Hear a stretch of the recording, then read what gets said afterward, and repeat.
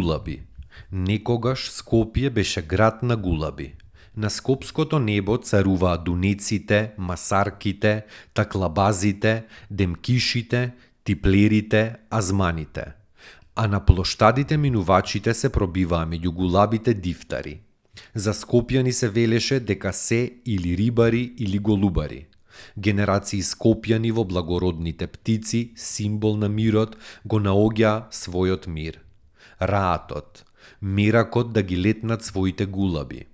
И денес понекогаш може да се види јато гулаби над Маџармало, летнати од некој од последните гулабарници во Скопје. Понекогаш можат да се забележат над последните покриви со црвени керамиди на преостанатите куќи во едно од последните скопски мала. Ке прелета по некој гулаб колку да потсети дека некогаш тука царуваа гулабите.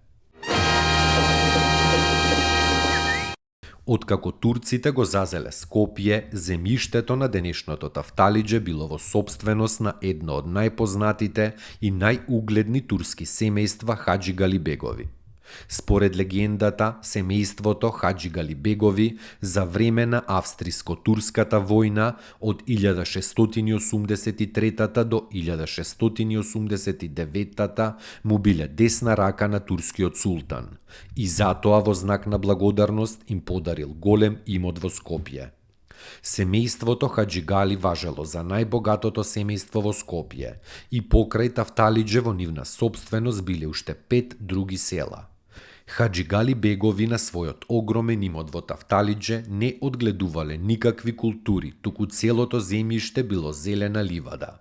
Семејството ливадата ја оставило за себап на душата, да се шета по неа и турско и каурско. На целата ливада бегот изградил само неколку дрвени куќарки.